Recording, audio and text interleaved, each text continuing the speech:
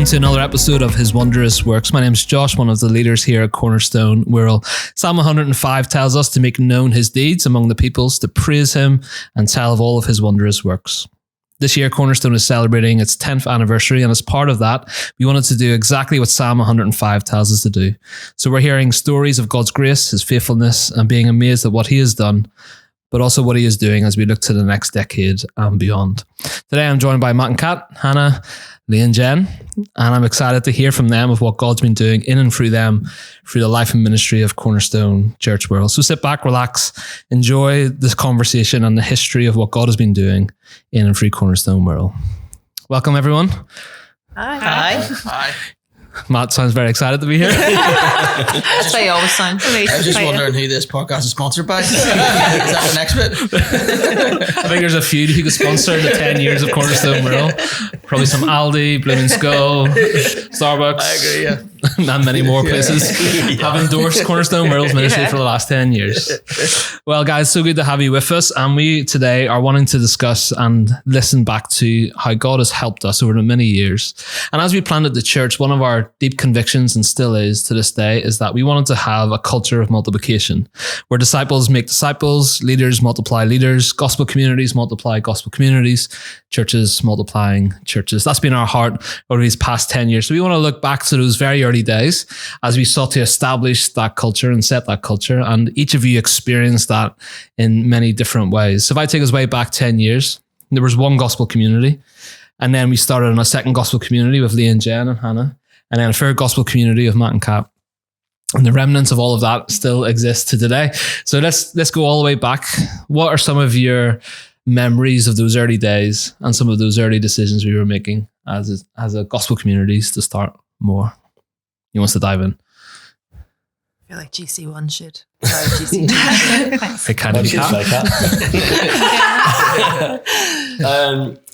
you try and put yourself back there in a moment, and it's just like at the time we're growing as a church and as a GC. So our heart straight away was, okay, we want to multiply. And I think that's quite an early conversation.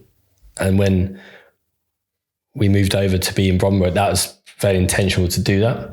So I think it came quite naturally, and God brought a lot of people into the church, which allowed that to happen as well. It made sense for it to happen. So yeah, I think the conversation came on very early on, I think, if I remember. It was a long time ago. Yeah, it wasn't like a new thing, was it? It was always the plan that that's what we're going to do. It's fun, yeah. I remember having looking at estate agents with Josh, that was very involved. That was where we'd be, where the next GC would. That was always it was always going to be. That wasn't it? Yeah. I think it was like a rite of passage that Josh would find your first home on the Wirral if you were relocating here. In hindsight, I should have got some commission from the estate agents. Yeah. He gave us both. Yeah. Send you links. Get you some keys as well. Paid you to pod. I would. Cheers, Josh.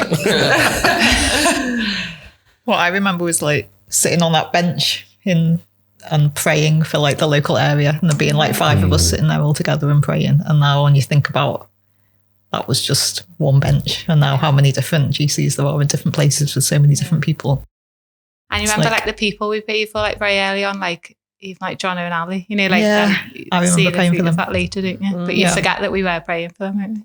We had that list, didn't we? There was a list of 20 or 30 names. And I remember our first anniversary as church, we got that list out, and I think 6 or 7 people we were praying for were sitting in the room at the time. I thought it was amazing. Yeah, it was, yeah. When it got to the point when we couldn't do a list with people's birthdays on anymore, it was a bit sad. Yeah. There's no church calendar then. And that always helped, didn't it, though, to help us multiply, because that was the reality, was that we could all fit into my living room, and it was wonderful, it was great, but also it was full, and it meant that we couldn't do what we really wanted to do, walking closer with people, growing in that community life, but then more importantly, seeing more people get into contact with our gospel communities, to hear the gospel and to get to know him more. That's why we multiply, isn't it? Would have been easy to stay as one and be really comfortable. I just found out that Hannah wasn't sad to leave my gospel community at all, which is really sad to leave yours, Ninja. And one thing I remember was Hannah wouldn't be cooking every week on a regular basis because she's making her own cookbook. But I've just realised why you were sad, because you were coming to RGC. Josh did, I'll go to Jen and Lee, and you're like, oh no, not my cat. You've stayed with us for 10 years. Now she knows. I just remember it being like sad occasion, but also it's good as well, isn't it? Yeah. Like meeting it new was people. like that, wasn't it? Because your relationships were like really deep, weren't they? But then that's for the good of it, isn't it? The bigger picture.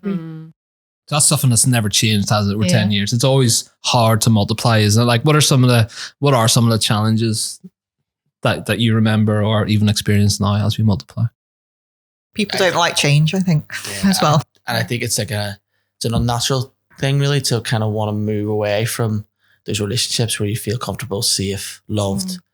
I remember vulnerability being a big thing. Like when we first started out, the opportunity just to be really open with one another, because you had a depth of relationship, and you kind of, like the church was meeting in one room, and then suddenly it's like, okay, I don't really know some of these people in the room, and I gotta display and be really open when all the guardrails then suddenly kind of go up. And it wasn't painful, it just was difficult. And then obviously the more times that you do it, the more times you see it happen, the more times it becomes a little bit normal and natural. Yeah. Because I remember whenever we started ours, it's very fresh and like it's exciting and it's all new because we had no idea. We were just married. I was flying in and out, so we weren't really in and around I wasn't in and around too much at the early stages. So it was really exciting to come into this environment and this culture and learn it. You guys taught it to us, and so we loved that. And then I felt like the turnover was quick. It happened. We had a few different variations of RGC, over quite a short period of time, probably, really. And just adapting to all the different types of people that you would meet, and how to you learned a lot because you wanted to serve them too, and they were different than the people you'd met before, and their needs were different. So you would adapt even your house, the layout of your house, or like what types of food, just you have to be mindful of other people, and so you want to love them and care for them, and they want to come to your house and like changing light bulbs and things like that, so that people could come and sit, just comfortably though. And you would be like in and out of each other's lives, wouldn't you? Like it'd be every day you're like at someone's house, or like we used to do pizzas, didn't we? After like new people came, and then I suppose when we started RGC, then it was like an opportunity for other people, like our neighbours, to come. So that was a good thing, wasn't it, about starting RGC, that you could invite like those new people. But I think that is, isn't it? It's that starting from scratch again. That was the hard part of it, wasn't it? It's like building those deep relationships, and that takes a while, doesn't it, to really know each other enough that you can pray each other and help each other in those sins and struggles, and then to like start that again, isn't it? I'd say that was probably the hardest. But because everyone's different and takes different lengths of time to like grow and trust. People want to, and you want to create that environment, but it takes time. And then you could do that, and then you might, for the glory of God, need to change, and you got to make, get people along to see why that's good, but painful at the same time. I remember it being expensive. Because we had to go to IKEA every week to buy more knives and forks. Because like there was no handbook for that. So we were just starting out, and we were like, you got a few wedding gifts and stuff in the house, and we're like, we don't have enough plates. Okay. And then next week it was like, we need more knives and forks. Chairs. And we're like, we could really do with a jug because we want to serve juice to people. We're like, we never thought this way. It's changed now. If it's just you and your family that live like that, you don't have all totally. that. It's like cutlery. How much cutlery you have? And you would maybe start off with nice things that were expensive. I don't know why I keep naming it. But now you're like, see those jam jars? I'm going to reuse them. They're good sturdy glasses that smash easily. So I can have resilient things for people to use. What was it that convinced you so much that this was the right thing to do, though? Because each of you sharing stories there of like, it's really uncomfortable to lead. It's really uncomfortable to multiply. You're starting again. You're starting afresh. It's challenging to like what you buy, shaping your home, your decisions you're thinking through. How can we fit people in? How can we serve people really well? Like what convinces you that was a good thing to do and to keep doing it? It gives like new opportunities for new people as well. I think if it's maybe in a new location, then there might be like new neighbours that could be invited, or people who live a bit closer that might be able to come, or do you know, like with now you're living like closer to like people that I know that we can now invite. So there's that kind of opportunity that comes up. And I remember it just got to the point where I just couldn't cook enough food anymore. I think you just really catch it though, don't you? Yeah. Like you hear the teaching of like why, why we want to see our neighbours one, and why we want to live this way, because it's distinct, it's different, but it's godly and it's worth it, and you catch it. And then I suppose because you're with each other, it really brings this energy that you want to do it, and you see the worth in it. So you just kind of really want to do it. Like I remember just being so excited about doing it, and just loving it. It's to keep that culture as well, isn't it? To keep it the same. Whereas if we just stayed and got really big, like we couldn't have invited our neighbours, could we? And things like that. And we couldn't have been that intentional. Whereas if it's in your area and it's like, that's where your heart is for, then those people around you can support you in that, isn't it? And then it stays, that culture stays the same, whatever GC you move to, isn't it? But if you just get bigger, and it's just not going to be, you can't keep going like that, can you? Yeah. And also, like, if you think about from a leadership point of view, or even like if you're opening your house to GCs, and that what you can do is actually stop the opportunity for other people to step in as well. So the bigger your GC gets, the opportunity for people to serve probably lessens because someone else is there to do it. So actually, as we, multiply, and like, we never before we led a GC, we never hosted a GC. We might have done it once or twice, but didn't, on a regular basis, like from our home. So it gave us the opportunity to be able to do that and learn to do that as well. Like, how do we lead well in terms of hospitality? But also how do we then pass it on to others as well? So we're seeing the fruit of that, where people open their homes up to the church, may not be for GC, maybe on a Sunday afternoon or another time as well. So it's actually creates a large opportunity for others rather than just bring it into a big sort of huddle. Catherine and I were a little bit later, weren't we, in the sense of like, we weren't on the park bench moment that you spoke about, Hannah, in terms of like praying. We kind of came just after. And I remember one of the things that really attracted me to it, and then Catherine and I were engaged at the time, was the element of community and love and care and support. And the question that was going through my head was, okay, I need to find a church because I'm a Christian and I'm a believer. Is this a place where I could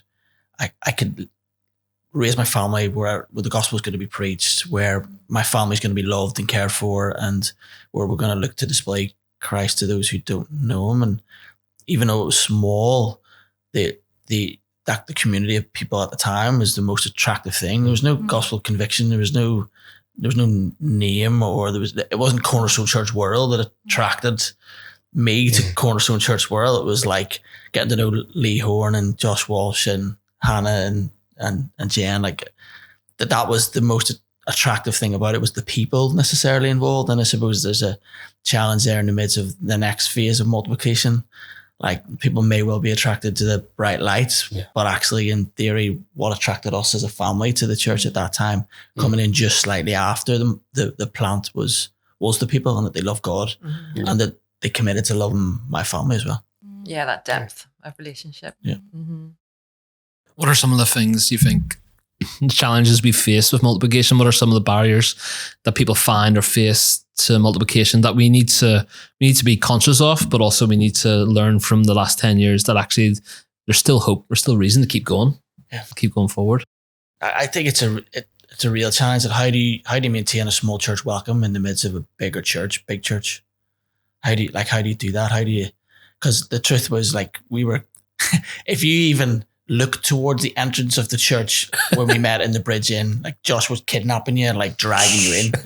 It was like, it was very, like, the numbers were, it almost felt, you really felt like there's a lack of numbers tangibly. But I suppose now, in the midst of multiplication and size, complacency, comfort, all those things can creep in. So I think, how do we as the church maintain that kind of perspective and outlook, even in the midst of the fact that God's blessed us and that there's more, the church is now the size that it is? Do people still feel that reality? Do they really still see that? Is there a growing periphery? How do you really maintain that in the midst of size is huge. I think a huge challenge for a church that wants to multiply again. I think keeping that diversity as well, isn't it? Because when we're more people, that can be like groups of, we're like with young kids, we're single people, we're like older, like whatever. But now it's like keeping that what it always was when it started, wasn't it? That we had like a real odd like mix of people in our group, didn't we, including ourselves? That was like all different ages. I was going to say, that like your groups tend to reflect their leaders. Yeah. So we had like all different. I remember like Tina. Remember when she came pick Jackie up once, and she was like really concerned because she was like, "What is this group you're coming to?" Like there was like just the mix and diversity of people. You would never ever have that in normal life, would you? You wouldn't spend a Wednesday night with all these people together. It's like God, isn't it, that brings us together, but it's keeping that. Now we're a bigger church, not going to our groups that are similar and people like us, but it's keeping that within our GC community, isn't it? That, you know, like I could go to put the kids up to bed and Vinny would be making teas, Jenny would be like reading with one of the, you know, like it's lovely, that, isn't it? And we want to keep that, don't we? I think with that, it's interesting how back then we were at a different season of life. So I think what you described, Jen, is really helpful in the sense of like we've actually grown together, and kids, you know, how many kids now are in amongst the life of the church. Yeah. At that stage, we were all kind of like, most of us were kind of late 30s. No, 820s going into your 30s. Some were even younger than that. Maybe some might be a little bit older than that, but anyway.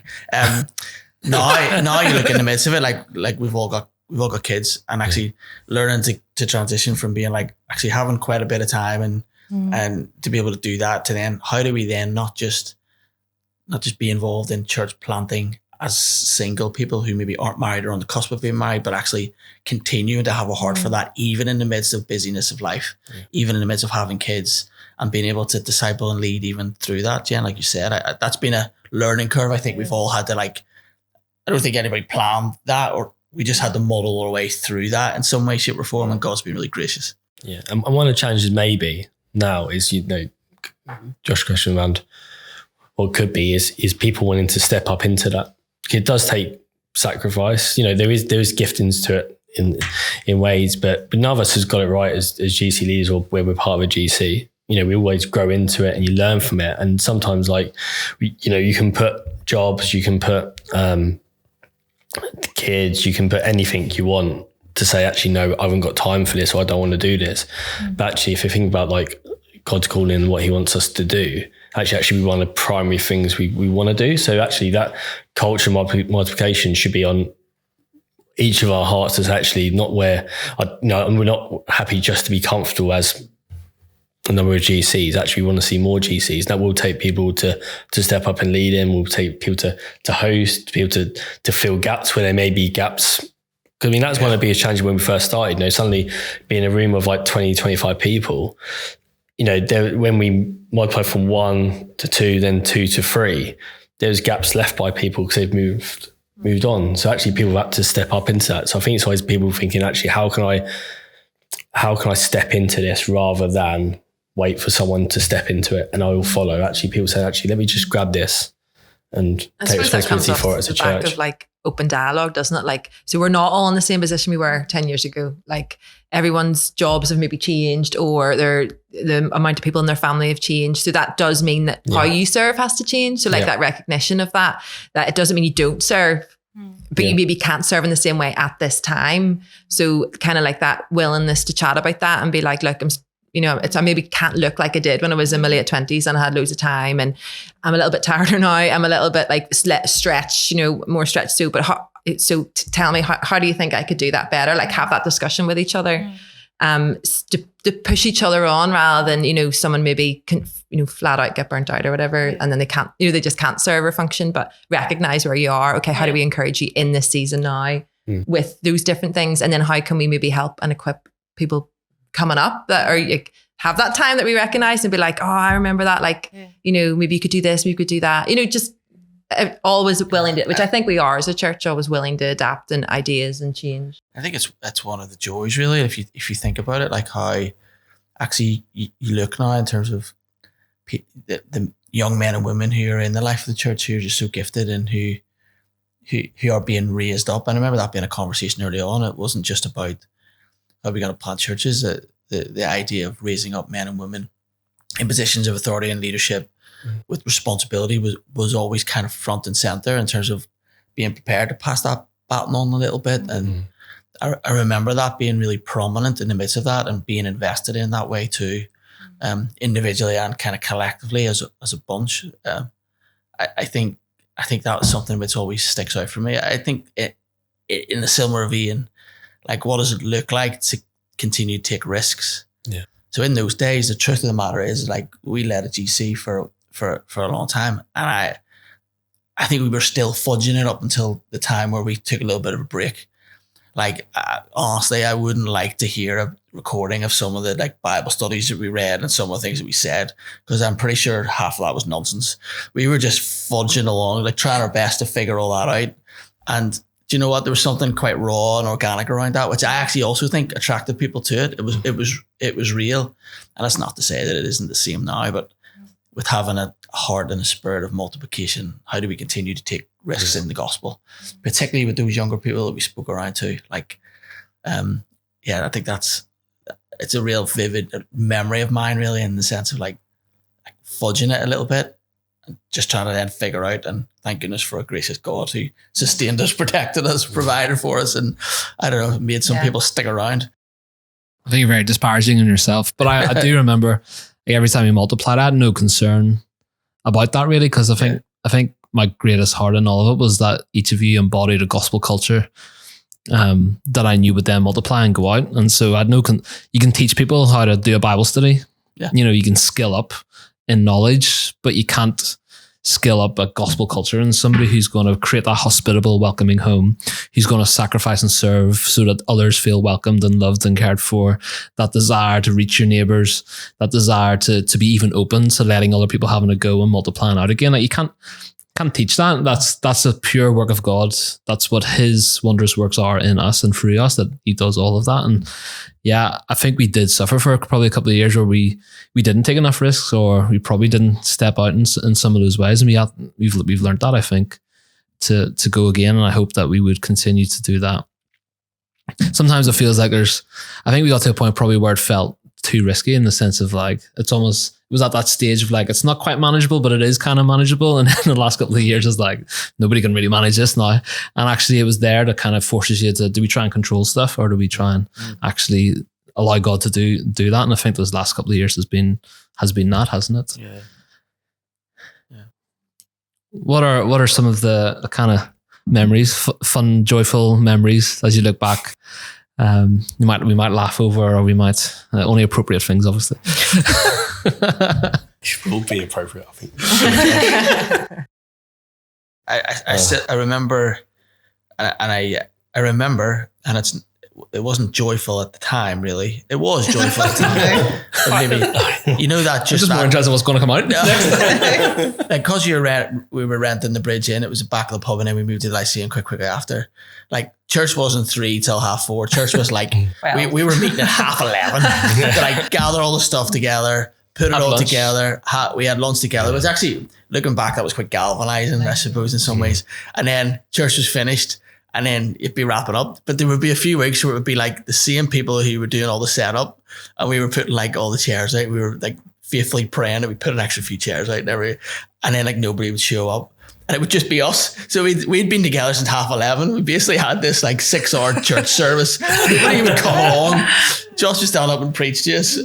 Someone from Cornerstone Church Liverpool would come over like on a whim and just like sing a few songs. It was, I don't know. We were so hopeful at that stage, weren't we? And so like optimistic at that stage. And of course we still are. But I remember like just the time and energy that it took to do that. Yeah. And the commitment of people just to even get the church together on a Sunday afternoon it's definitely a fond memory. But I remember thinking at the time, it was like, it was all Sunday, wasn't it really? Hard graft. It was hard graft. And we wouldn't change it for the world, but yeah. It was like moving all the speakers from to Josh and Annie's garage. Yeah. I was like, Do you remember because it was in the Bridge Inn, there was the door to the kitchen, And from time to time, the chef used to like poke his head out the window. Josh would be full flow or like in mid prayer or be having communion, and he'd walk out for his like lunch break or something, like just for a smoke outside. yeah, just go for it. And you're like, oh yeah, no worries. The funny thought one was when the last minute cancellations. Oh yeah. So when like the bridge had like an event on or something, we'd turn up. Yeah. Oh, we've got to tell you, and then a quick ring round to everyone to see if there's any room anywhere else. It's that was a bit mad. Do you remember when we used to meet? The ladies used to meet to pray at my house. Oh, yeah. That was like In the morning. 6 a.m. was it? Yeah. And It was lovely. Was Yeah, lovely, it was but it really- wasn't really at the time. Oh, you were was so it? well, I just remember I remember the smell of the Super. coffee and feeling lovely after. Yeah, you made us a nice cup of tea.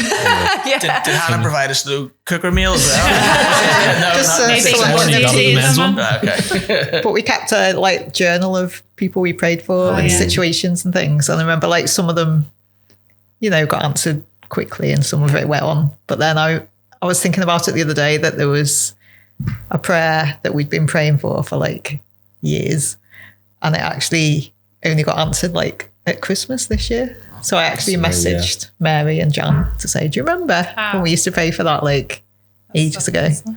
That's now been like sorted out. Yeah. So you don't know, do you, like praying for all that time? The guys used to meet them as well regularly, like on a Tuesday morning at 6 a.m. Even Dave Hayborn would get up for that at the time, which anybody knows Dave. He did. Knows Miracle. that's a miracle in and of itself. But like those guys, those moments were great. Like, yeah, there was the odd person that would like fall asleep on the table and stuff while you were praying. Obviously, I never did that. We used to have perfect. Like we all used to go to yours too. There was women, men and women. We had several variations. So we did. So the guys met at 6 a.m. every week from day dot for a long time, and then you ladies did, I think, a Thursday, was it, at Hannah's? And then we all came back together and did it together. I remember also sitting in your house Yeah. with the guys. Yeah. And we did that. That was when we had I remember one of us, because that was when we worked and we had kids and stuff. We, the early mornings, because I remember handing, who'd that been, Eleanor, to you, and I'd go to work, I'd like dress her, just get her up, and then be like, see you later. And you'd like keep praying with her. Yeah. Mm-hmm. Yeah. I just think I remember in the early days, because I moved over from church, like a church culture, and then came to this, and like we would have each other's house keys, and I would just be going into your house. And like, without us knowing. That was really good back in the day when I used to do that. Yeah. Need a few more knives. Like that was just, and like, just doing things together, that being encouraged to do the mundane together. And that really cultivate relationships and just inviting people into that. And then, distinctly for us who didn't grow up around here, and a few other people as well, trying to build those local connections too, from that very solid, foundation of the church, church friendships that then you were, because I moved over to here, no one, only a few like 3 people from the church. So then to build up, those missional connections with people that you really want to, there was a lovely fit in there to do that, and you had people to go with you to hang out and do things. And that was just really nice. It was a great way to get to know people. So as people listen in, and I think what we've been suggesting is that as the church has got bigger to the place where it is now, we always want to have multiplication at the forefront of all that we do and say. It's the fourth value we have. It's on the wall. People see it. We preach about it. As people embrace that and consider that, what would you love to say to them to encourage them to not be fearful of it, but we are aware of the challenges it brings? What would you say to them to help us as we step into this next decade and beyond in light of the journey? Something that really helped me it was years ago. You said that I think I remember feeling really busy before we had kids. Before I think it was like, I don't know whether I must have been working then, but just feeling that like weight of like having, I've got my friends who aren't Christians here, I've got my family that lives here, I've got church. Like, how do I do all this? How will I add this to my life? And I remember you just saying it's not like an added thing. Like, you're just living your everyday ordinary life, aren't you? But doing this for the glory of God. So whether that's like going for a walk and then you just say, oh, does someone in GC want to come with us? Or it was just those very easy everyday things. It's not like a big formal, like I can't really cook, like big grand meals. It's not like, it doesn't have to be like that. It's just that keeping it, your normal life. You're not doing things. And so I think that's a big weight on people, isn't that feeling of busyness or feeling like, well, I've got lots on already. And I think as we get bigger, that's maybe that's more prominent maybe in the culture, whereas it's actually saying, no, like we did this while in the mix of it all, when we had kids, like when there wasn't a lot going on, when there's loads going on, it's just the same, isn't it? Because you're just doing what you do, but with that, all around you. Yeah, and there's something beautiful in the mess of it as well. Like it is messy, and to have those deep relationships and to continue them for a long time, with getting to know each other and having to kind of intentionally move away and come back, and that's hard, but it's like worthwhile. It's worthwhile, and there's godly beauty in that, and God gives you the strength, and it's something to really fight for. To stick at that, just to persevere in and Christ that's where, for His glory. Grace comes, isn't it? As well as encouraging each other to keep going. Definitely, because when you think of, even if you look back at your own personal faith in God and how you interact with people, like the wealth of just experience that you have through all those variations of GCs and variations of roles and responsibilities, like that only is to refine you, even though it's hard and it hurts. It's good. It is good, and it's not finished yet. So I think multiplication, it only really makes sense in light of who God is and what He's done. So if I try and rationalize it or make it really logical in my mind, it's like it involves sacrifice, it involves discomfort, it involves starting new relationships, and they're all things in my introverted personality that I probably don't really want to do. But actually, if you view multiplication through what God has done in the midst of His generosity and His love and His grace and His pursuit of me and His pursuit of all of us, then actually multiplication doesn't have to be something which is so intimidating. It doesn't have to be something which is so difficult. It's actually a natural overflowing of a heart that's transformed by the gospel and by Jesus. So rather than being overwhelmed by the idea of having to multiply, be overwhelmed by the grace of God. And I think even in the midst of those moments where we felt we were insecure or we were worried or we were fearful, actually continuing to return to Him, to God, and being reminded of what He'd done actually settled all those nerves.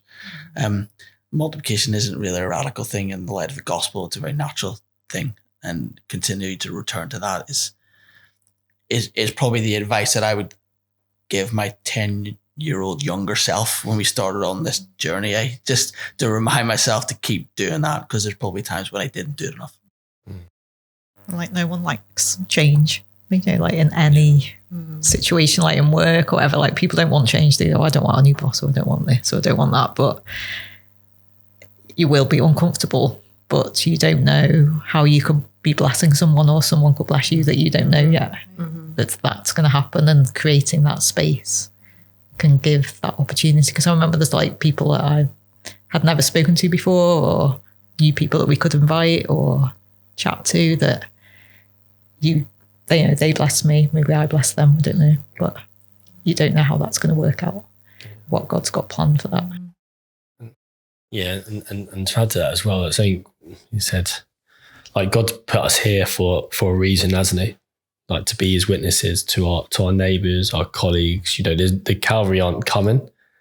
He's not going to send 500 other people to come and join us to go and do it for us. No, actually, God's put us here for that, isn't it? And it's having people just remember what the role of a gospel community is, isn't it? It's, when there has been change, it's hard. It's hard to, I'm someone sitting in my living room, for the last few years, and suddenly they've moved to a new GC, so I might not see him as much.